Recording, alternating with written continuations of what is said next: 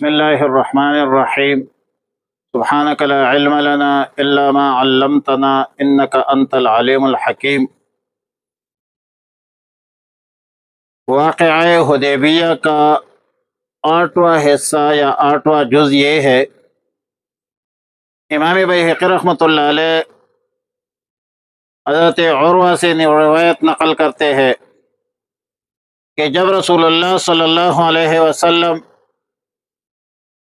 حدیبیہ پہنچ کر قیام فرمایا تو قریش گھبرا گئے، تو رسول اللہ صلی اللہ علیہ وسلم نے ارادہ کیا کہ ان کے پاس اپنا کوئی آدمی بطور سفیر بھیج دیا جائے کہ ہم جنگ کرنے نہیں آئے ہیں، ہمارا راستہ مت روکو۔ اور اس کے لیے سیدنا عمر بن الخطاب رضی اللہ تعالیٰ عنہ کو بلایا، تو سیدنا عمر بن الخطاب رضی اللہ تعالیٰ عنہ نے عرض کیا کہ یا رسول اللہ صلی اللہ علیہ وسلم، یہ قریش میرے سخت دشمن ہے اور ان کو میرے عداوت اور شدت کا پورا حال معلوم ہے۔ مکہ میں میرے قبیلے کا کوئی آدمی ایسا نہیں جو میرے حمایت کرے، اس لیے یا رسول اللہ صلی اللہ علیہ وسلم میں ایک ایسی شخصیت کا نام پیش کرتا ہوں جو مکہ مکرمہ میں اپنے قبیلہ وغیرہ کی وجہ سے خاص قوت و عزت رکھتے ہیں، یعنی سیدنا عثمان بن عفان رضی اللہ تعالیٰ عنہ کو مقرر کیجیے۔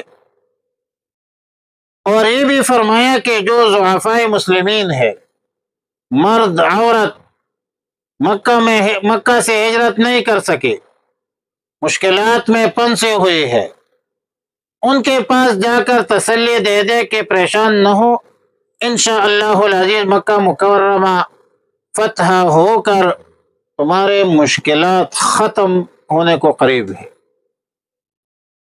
سیدنا عثمان بن عفان رضی اللہ تعالیٰ عنہ سب سے پہلے ان لوگوں کے پاس گئے جو مقام بلدہ میں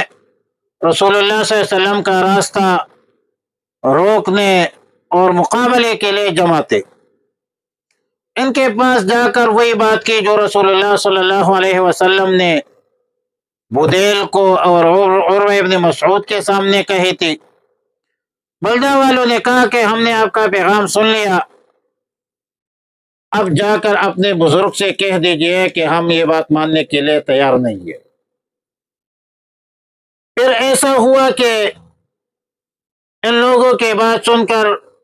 مکہ مکرمہ اندر جانے لگے سیدنا عثمان بن عفان رضی اللہ تعالیٰ عنہ،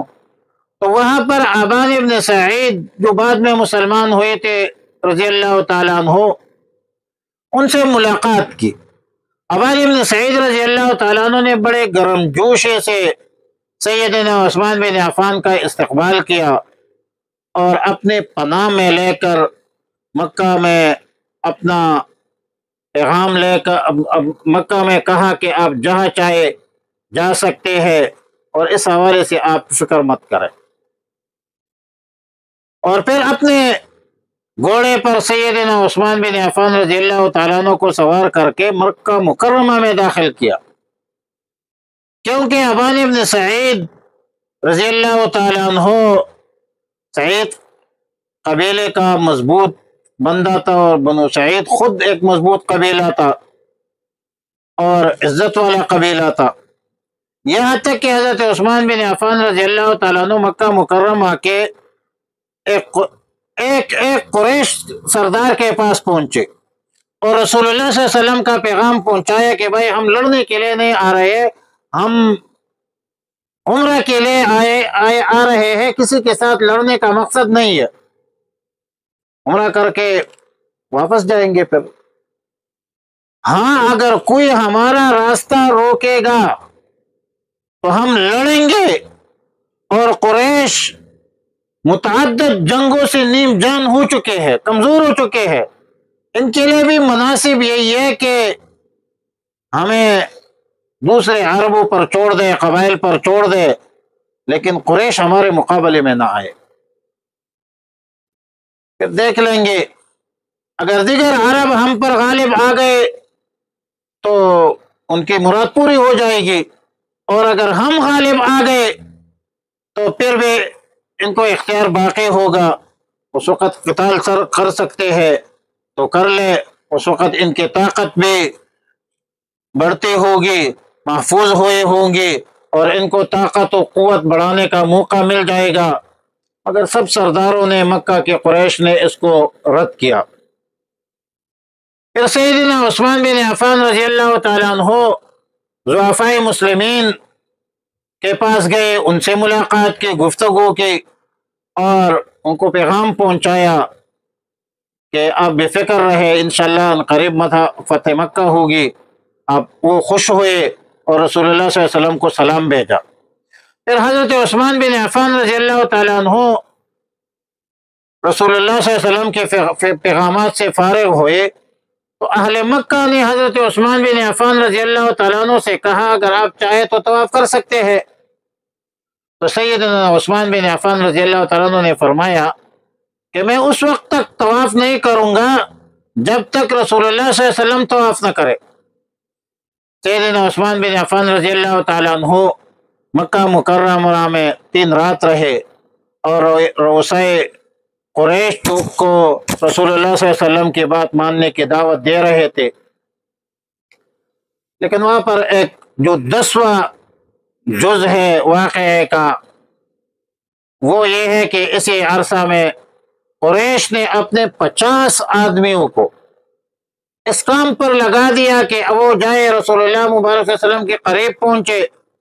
اور موقع کا انتظار کرے، موقع پر ملتے ہی رسول اللہ صلی اللہ علیہ وسلم کا نعوذ باللہ معاذ اللہ قصہ تمام کرے۔ لیکن رسول اللہ صلی اللہ علیہ وسلم کی حفاظت و نگرانی پر مامور سیدنا محمد ابن سلمہ بڑا تکڑا صحابی تھا، اس نے سب کو گرفتار کیا اور بطور قید ان 50 بندوں کو رسول اللہ مبارک صلی اللہ علیہ وسلم کے سامنے پیش کیا۔ مکہ مکرمہ میں جب قریش نے اپنے 50 آدمیوں کی گرفتاری کا سنا تو اہل مکہ نے حضرت عثمان بن عفان رضی اللہ تعالیٰ عنہ سمیت 10 مسلمانوں کو روک لیا، اور قریش کے ایک جماعت مسلمانوں کی طرف نکلے اور مسلمانوں کی جماعت پر پتھر اور تیر پھینکے، اور ان میں سے ایک صحابی بھی شہید ہوا ہے۔ ابن زنیم جو تھے وہ اس تیر اندازی سے اور سنگباری سے شہید ہوئے تھے۔ مسلمانوں نے قریش کے 10 سواروں کو گرفتار کر لیا، ان کو بھی گرفتار کیا۔ واقعہ حدیبیہ کا 10واں جز یہ ہے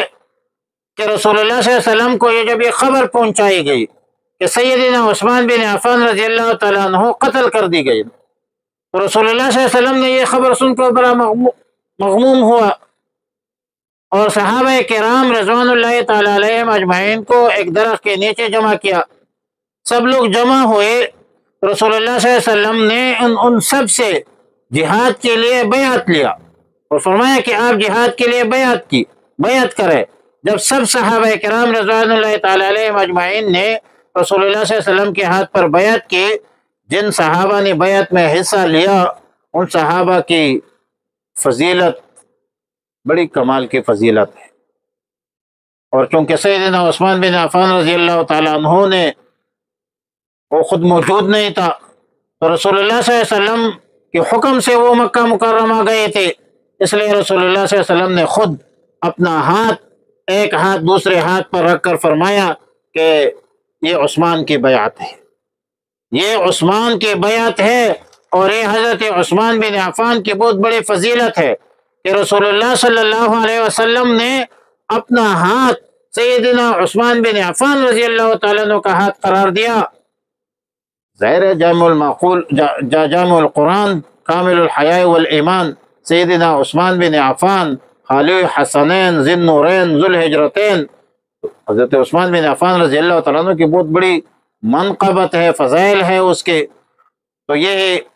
واقعات تھے چند، انشاءاللہ مزید جو 11واں جز ہے واقعے کا انشاءاللہ کل پڑھیں گے۔ اللہم ربنا تقبل منا انکا انت السمیع العلیم وتب علینا یا مولانا انکا انت التواب الرحیم، وصلی اللہ علی النبی الامی الکریم وعلی آلہ الطیبین واصحابہ الطاہرین وعلی